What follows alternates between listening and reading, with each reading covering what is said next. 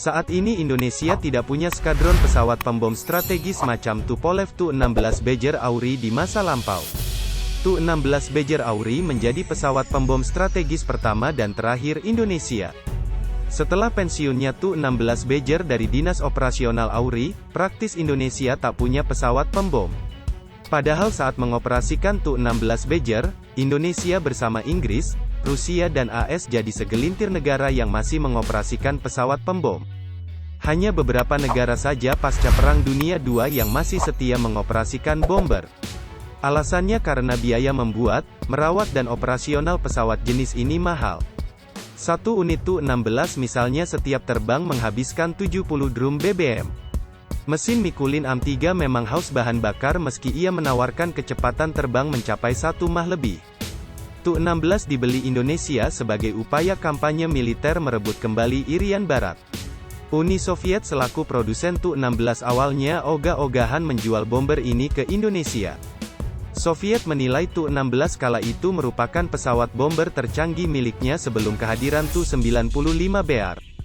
Maka wajar bagi Kremlin menahan agar Tu-16 tak dijual dulu ke negara lain karena mereka juga butuh. Akan tetapi Auris mendesak agar Soviet segera menjual Tu-16 ke Indonesia. Didesak terus-menerus membuat Menlu Uni Soviet Anastas Mikoyan kesal sekaligus kebingungan. Ia bingung apakah harus menjual Tu-16 ke Indonesia karena hubungan strategis kedua negara. Tu-16 kami berikan kepada Indonesia, jelas Mikoyan kepada delegasi Republik ketika membeli senjata ke Moskow.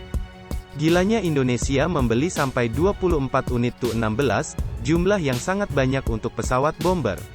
Kasak kusuk yang dilakukan Indonesia-Rusia ini rupanya mengundang perhatian AS. Ketika unit pertama Tu-16 mendarat di Lanut Kemayoran, Intel AS langsung tancap gas ke sana. Mereka melihat dari dekat Tu-16, mengira-ngira kapasitas BBM hingga muatan bom. Yang jadi masalah bagi AS ialah mau ditempatkan di mana Tu-16 Indonesia ini. AS memperkirakan dua tempat, yakni Lanut Halim Perdana Kusuma, Jawa Barat dan Iswajudi, Madiun. Saking penasarannya, AS menyusupkan pesawat mata-mata U-2 Dragon Lady ke ruang udara Indonesia. Ia disuruh terbang sangat tinggi di atas langit Madiun dan berhasil memotret jejeran MiG-21 dan Tu-16 Auris terparkir di apron Bandara Iswajudi. Data hasil jepretan foto U-2 langsung dikirim ke Pentagon. Mereka menelaah seperti apa kemampuan serangan udara Indonesia dengan Tu-16. Hasilnya dengan Tu-16 Badger, Auris Indonesia mampu menjangkau Darwin Australia, Singapura, Malaysia hingga sebagian kecil Guam bila ditempatkan di Papua.